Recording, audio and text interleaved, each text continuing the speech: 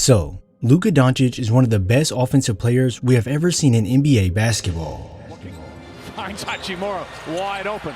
Well, that was tough to see that. He was surrounded. Luka has not only been amongst some controversy in the media, as he's also the reason for it on the court. When you look at this play here, you're going to see Luka receive a screen from LaRavia, which makes Colin Sexton fall behind. Now this is going to play a major role as we go forward, as now when Luka gets the handoff from Jackson Hayes, who slips to the basket, you not only have the switch that happens with a big guarding Luka, but you now leave Trey Mann to make the decision whether or not to guard Hayes on the cut or Jake LaRavia on the wing. And then Colin Sexton, well, he's in recovery mode trying to see where he needs to go.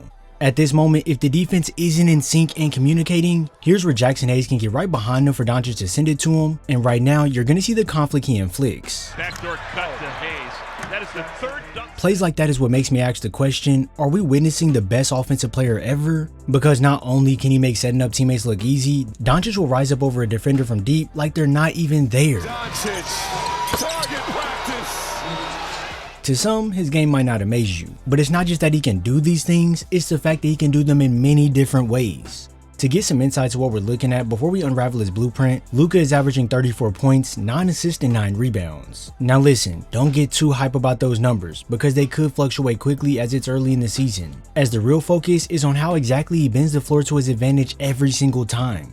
Anytime you pair Luka with a highly athletic big, he's able to deliver these lobs for emphatic slams. And even when it seems as if the defense has cut him off while he's attacking, Doncic will fake the pass to Ayton, who has the perfect seal down low. And remember this for later, because Luka proceeds to use his pivot to evade the tight situation, and when the defense thinks it's a turnaround fade, it's actually a lob over the top to Ayton, who established the position. To give Luka the best advantage to destroy the defense, it's best to run these pick and roll schemes, because when using the Spain action, Luka comes off facing a double, but this is exactly what the Lakers want, because this now forces the defender on the strong side corner to have to either slide down or stay home, and that's simply because these two defenders didn't communicate the switch. So now Luka, he can just zip it down low to Ayton in a flash. Now just because he's best with his screen, it doesn't mean he can't create by himself, because when he gets into this post up here versus Champagny, Doncic could turn around and put a shot up with ease, but with the help totally leaving Hayes, this spin-off flows right into a lob over the top of the defense. No offense creation. Alley-oop, counted out a foul.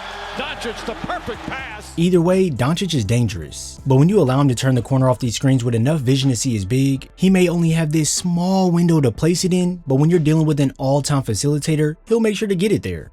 When running these pick and roll actions, it gives Luka so many options based off what the defense does, because if Ant was to stay home and not help, then Luka could lob it up to Ayton, but since he did help over, well, here comes a beam to the corner. Now to show you the opposite, if the defense does help over to take away the pass briefly, but then ends up releasing off early, Doncic will then send the dart down low for Ayton to get an easy flush. I get it may seem simple, but when you're running these actions, you have to make the decision in a split second. Such as here when Doncic used the pivot to step through on Edwards, I'm pretty sure me and you both would assume he's either going for the layup or that he's going to lob it over the top to Ayton. These two guesses really aren't that bad, but when you understand that Luka will make the defense pay for any movement they make on the floor, here's where that no look to Reeves comes into play as Nas rotated down. And I mean, look, even though Reeves took his time to get into the shot, he still had this much space due to the closeout being so long, and bada bing, it's money team.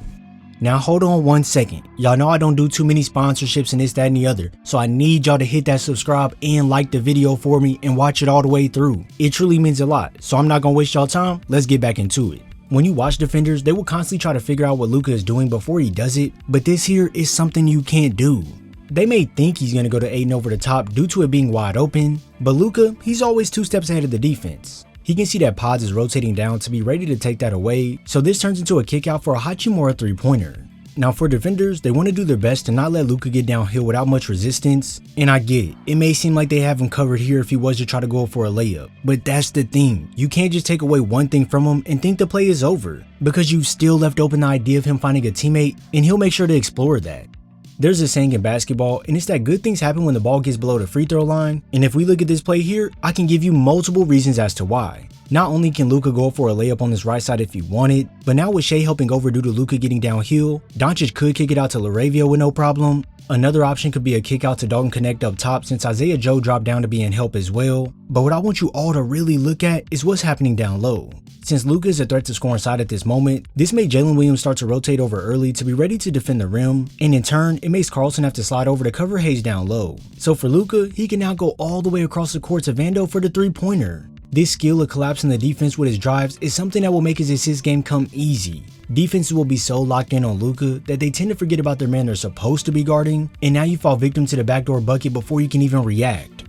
With this attacking making the defense crumble time and time again, the defense will instead double him to force him into a bad situation, but honestly, this does more harm for them than it does good.